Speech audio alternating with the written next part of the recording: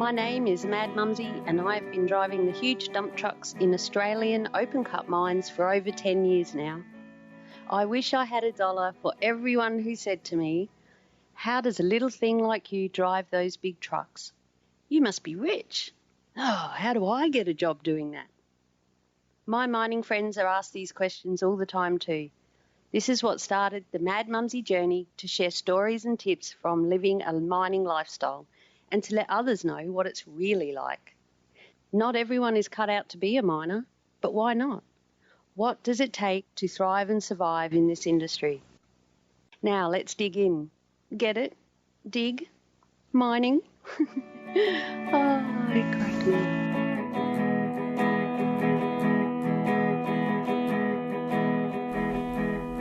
Hello and welcome to Beers with a Miner podcast, episode number 5. Thanks so much for joining me today. I was going to record an episode about if you wanted to be a dump truck operator tonight in my donga after work. However, I had a couple of moments at work today that undid me a little bit, to be honest, and I felt like I wanted to share them with you. It's a good way to start to get to know Mad Mumzie and just who I am, I guess. But also I'm hoping this will help me and maybe someone else out there who's just like me, or it gives you an idea of some of the things that you may have to face in this job as a dump truck operator. My biggest struggles have been my emotions. Those that know me, there's no secret to that. I can be a bit of a sook, I guess, and I get upset and sad and I cry way too easy. Now, I've been working on this for many years and, as we continuously are working on ourselves, in inverted commas, you think you're doing really good, and I have toughened up heaps, toughen up princess, take a cup of cement, harden up, all of that. And in this industry, and with what we have to do and working in a male-dominated role, you have to do it. I started thinking today, it doesn't matter what job that you're working in, you probably still need to have that element of toughness. So I wanted to just record this and just say a few things about what happened to me today and why I was so surprised when I started crying in my truck. Oh, crying in my truck again. Really?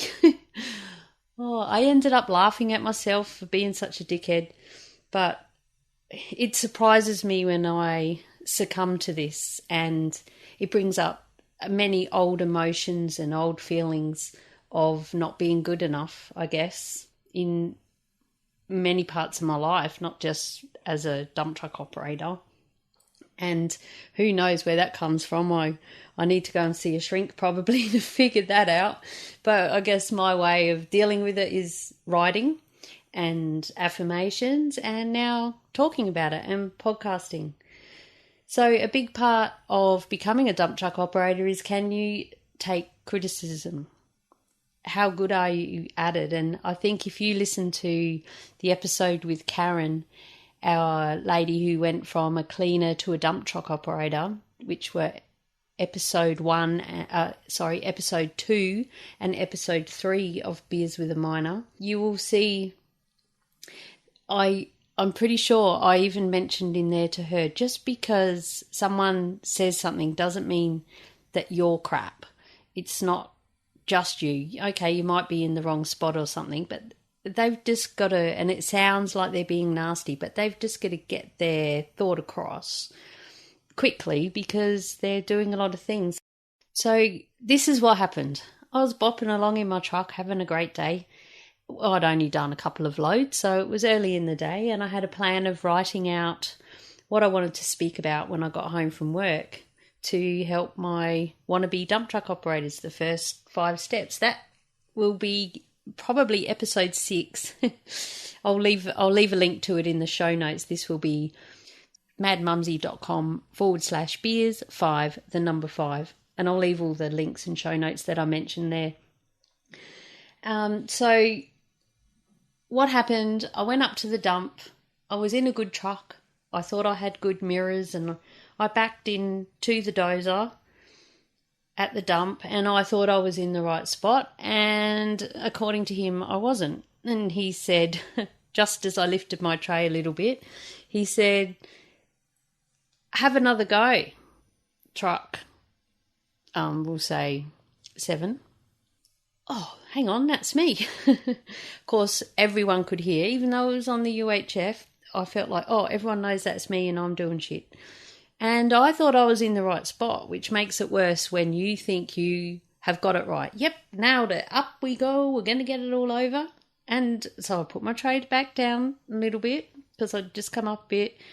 And I pulled out and I looked at the marks where I'd been and I thought, well, what was wrong with that? Anyway, I went back in and he said, you need to go a little bit of right hand down, which meant I was on a bit of an angle. But I couldn't see that I was from where I was looking. I thought I was right, So anyway, clearly I wasn't in his eyes. So I went to do a little bit of right hand down, which means turn the steering wheel to the right.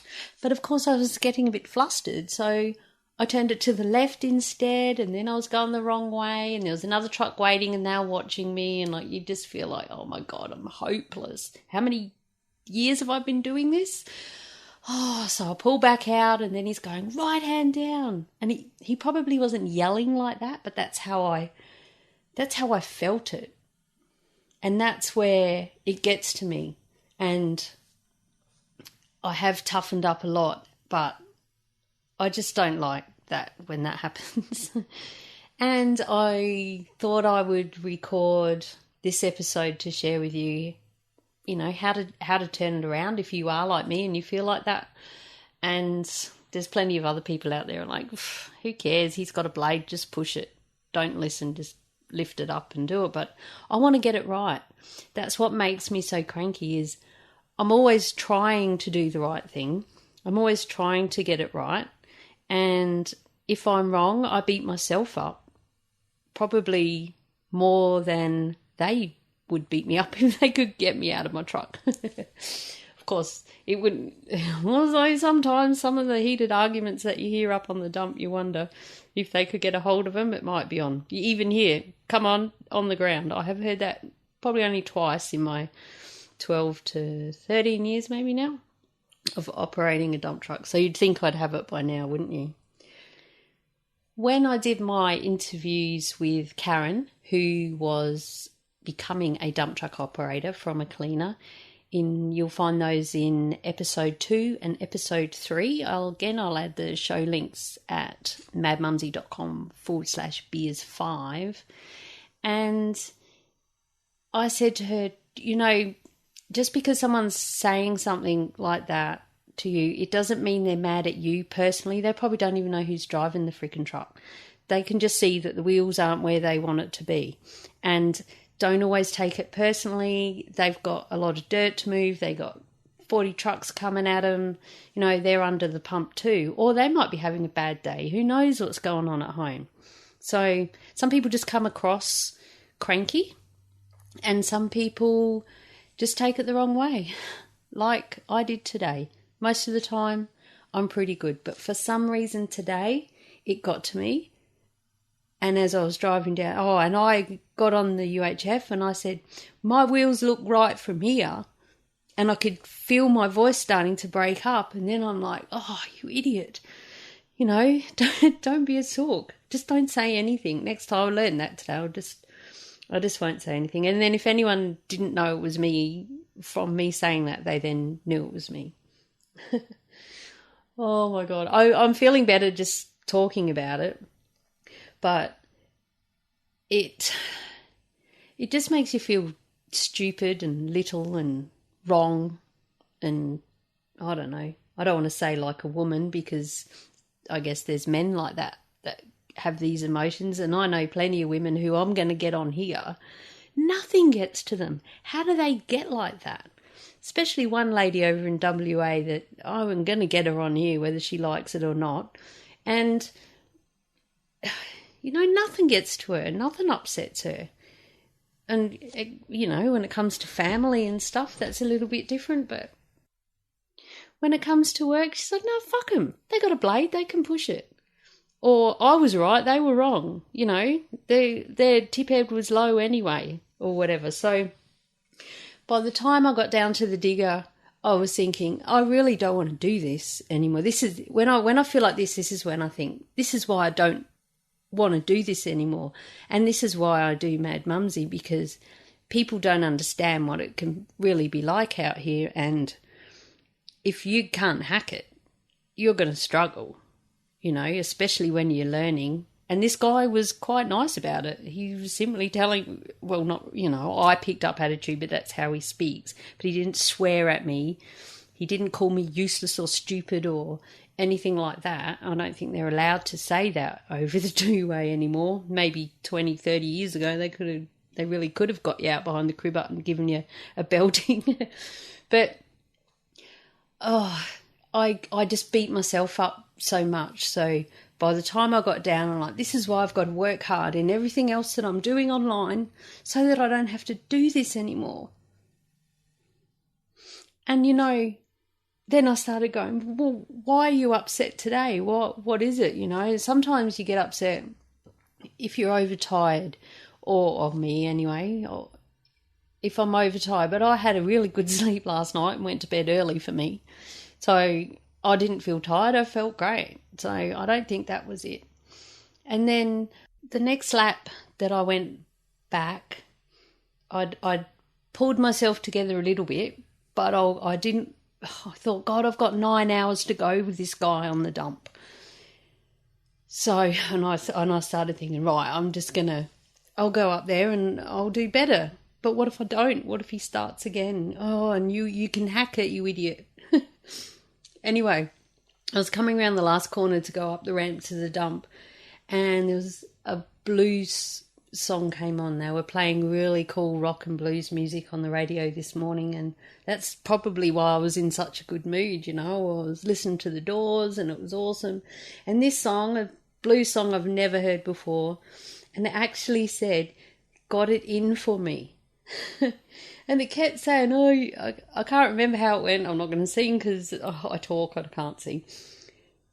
It's they've got it in for me, or you've got it in for me, and it just kept saying, got it in for me, then that turned me around and it made me start smiling, and I'm thinking, yeah, he's got it in for me. And then I laughed because I thought, he hasn't got it in for me. I just wasn't where he wanted me to be. So I'm going to get it right. And I went up there and I did. I got it right that time. Well, he never said anything if I didn't, but the load went over, so I assumed that was right. So I drove back down to the shovel, and while I was getting loaded under the shovel in the right spot, well, I assume I was because I didn't get told to move. I don't know if I could have hacked been told off at this moment down there as well. But I heard him say the exact same thing to another truckie. He didn't say the truck number, so I don't know who it was, but he said exactly the same thing. You've got to square up. Right hand down. And I thought, so it's not just me. Maybe it's the way he's got the dump set up, or someone else had crappy mirror. There's my excuse. No. A lot of mirrors are in different spots, and it can take you a couple of loads to get your eye in, especially if some objects appear closer or further away. Different setups on trucks, and it really can take a couple of laps to get your eye in on where your mirrors are, and then after that, no excuse. But I also started thinking, why can't I be like my best mate over in WA and get cranky instead of upset and sad and emotional and weak? I perceive it as weak because it is, But I don't like getting cranky either. I'm not that sort of person. I don't want to be mad and cranky and yelling at people or sitting in my truck getting angry. I'd rather, dare I say it, would I rather get upset? No. I'd rather everything just go perfectly. But don't be ridiculous. It's never going to be like that. And that was it. The rest of the day went pretty good. So I did, I don't know, another half a dozen loads or something, and everything was fine. I went up for crib, and there were some people in there that I knew. I caught up with them, had a chat. They seemed pleased to see me. And then they all left. And there was one guy sitting there and he was saying he'd been a bit crook. He had a sore tummy and he'd been sick, like spewy, pooey, yuck. And I said to him, you know, are you okay? Maybe you should go home, because if it is a bug or something, you're just going to give it to everyone. He said, I don't know, I thought I would have come good by now. And the good thing is, if you are crook, they'll let you go home, which is nice to know. But I suggested perhaps drinking some water, maybe help flush out whatever it was. It could have been camp food. Who knows? It could be anything. You don't know when it's something like that. You certainly don't want to be operating a machine when you might get caught short. And I've seen that happen as well. So, you know, I did suggest perhaps having some water because it might help flush it out. And he said, I don't drink enough water. Maybe I will. And then he just looked at me in this lovely little face and said, oh, thanks, mate. And that made me feel, that's going to make me cry now. It didn't at the time. It cheered me up. And I said, no worries. It's just the nana in me coming out, the nana and the mum. But by the time I walked back out to my truck, I was fine. I was fine all day. I wrote some more notes about some other things in my truck. And I felt really good. I felt normal. I was back to myself. And it got me thinking that if I wasn't a gentle, emotional, at times, soul person, perhaps that caring side of me wouldn't come out. Maybe sometimes each crew, no matter whether you're in a mine site or a male-dominated industry or a secretarial pool, let's face it, doesn't matter what work area you're in. We need all different personalities. We need the strong one who won't take no crap.